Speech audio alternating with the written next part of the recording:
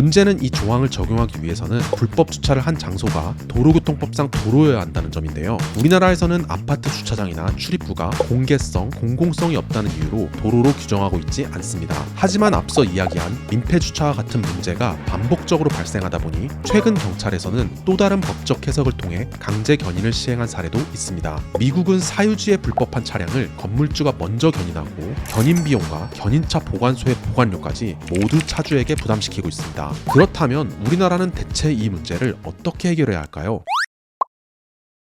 얼마 전 JTBC 사건 반장에서 방영된 장면입니다. 테슬라 한 대가 아파트 입구에 차단기를 가로막은 채 주차가 되어 있는데요. 이처럼 아파트 입구를 가로막는 민폐 주차는 생각보다 흔하게 일어나고 있습니다. 민폐 주차가 처음 논란이 된 건 지난 2018년 인천 송도에서 발생한 캠리 주차 사건입니다. 아파트의 입구를 가로막은 채 무려 7시간이나 자리를 비웠었는데요. 법적으로 마땅한 조치를 취할 수 없었기 때문에 결국 주민들이 직접 차량을 옮긴 뒤 비난의 내용이 담긴 포스트잇을 붙였습니다.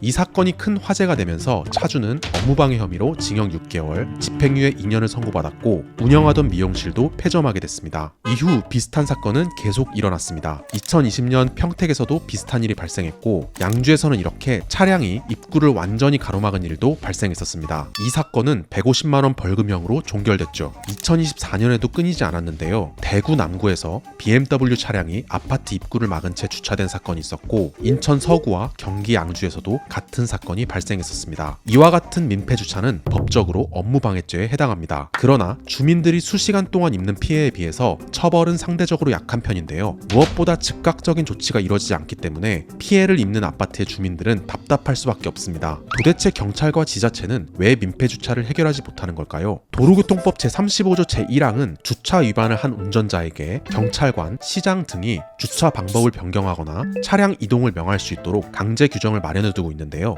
해당하는 차량이 교통상 위험을 야기하거나 교통을 방해할 우려가 있을 때를 요건으로 하고 있습니다. 도로교통법 제35조 제2항은 주차 위반 차량의 운전자가 현장에 없는 경우 경찰관, 시장 등이 주차 방법을 직접 변경하거나 변경을 위해 필요한 조치를 할 수 있도록 규정하고 있는데요. 이것을 실무적으로 해석한다면 견인한다는 의미가 될 것입니다. 문제는 이 조항을 적용하기 위해서는 불법 주차를 한 장소가 도로교통법상 도로여야 한다는 점인데요. 우리나라에서는 아파트 주차장이나 출입구가 공개성, 공공성이 없다는 이유로 도로로 규정하고 있지 않습니다. 하지만 앞서 이야기한 민폐 주차와 같은 문제가 반복적으로 발생하다 보니 최근 경찰에서는 또 다른 법적 해석을 통해 강제 견인을 시행한 사례도 있습니다. 2024년 인천 서구에서 발생한 스타렉스 민폐 주차 사건이었는데요. 사진을 보시면 강제로 견인하는 모습을 확인할 수 있습니다. 차량으로 아파트 주차장 출입구를 막는 행위는 아파트 관리사무소의 출입 관리 업무 그리고 주민들의 차량 운전과 관련한 업무를 방해하기 때문에 형사상 업무방해죄를 적용할 수 있는데요. 이를 근거로 형사소송법 제216조에 규정된 영장에 의하지 아니하는 강제처분으로 차량을 긴급 압수하기 위해 견인을 강행했던 것입니다. 그러나 형사소송법 제216조에 규정된 조항은 엄밀히 말하면 범행과 관련된 조항이고 이를 민폐주차 사건에 적용하기엔 법의 확대 해석으로 볼 수 있는 여지가 있습니다. 따라서 앞으로도 같은 법을 적용해서 조치하기는 어려울 것이라고 판단되는데요. 이 법이 적용되려면 아파트 출입구가 범행 중 또는 범행 직후의 범죄 장소에 해당해야 하는데 이것을 범행으로 바라보기에는 애매한 부분이 있고 주차만 되어 있고 사람은 없는 상태이기 때문에 긴급 압수 요건에 해당하지 않을 가능성이 높기 때문입니다. 그렇다면 지자체에서는 강제 조치를 취하지 못하는 이유는 무엇일까요? 현행 주차장법 제8조의 제2항을 살펴보면 지자체장은 자동차 운전자가 현장에 없을 경우 자동차의 주차 방법을 변경하거나 변경에 필요한 조치를 할 수 있도록 하고 부득이한 경우 자동차 이동이나 이동 제한 장치를 설치할 수 있도록 하고 있습니다. 하지만 지자체의 단속 권한은 개방 주차장과 국가기관 또는 지자체장에 설치한 부설 주차장에만 해당하기 때문에 아파트 주차장은 행정적인 조치를 취할 수가 없는 것입니다.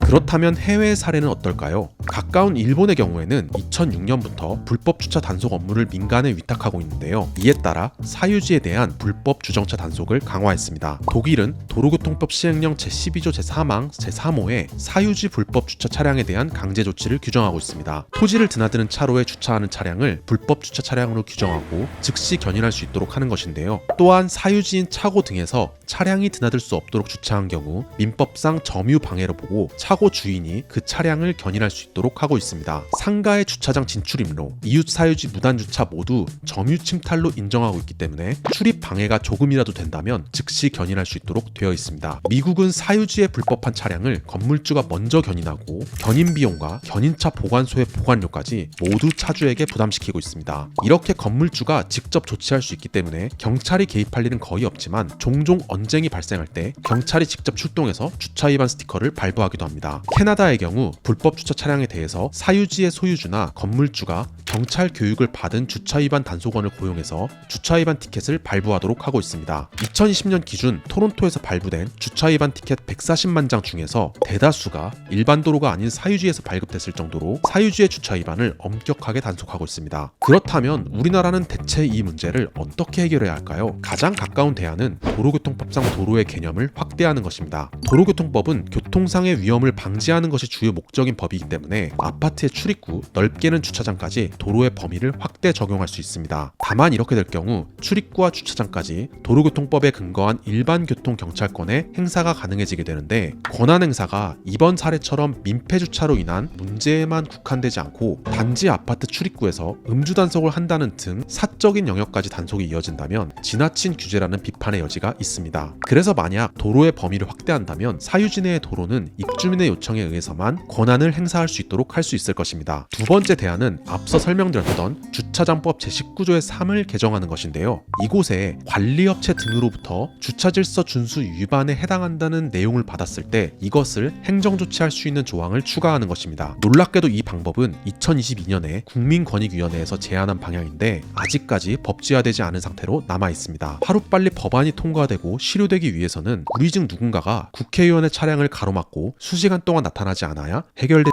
이 문제가 조속 해결돼서 많은 사람들이 겪고 있는 불편함이 개선되길 바랍니다. 그럼 다음에 또 다른 부동산 이야기로 찾아오겠습니다. 감사합니다.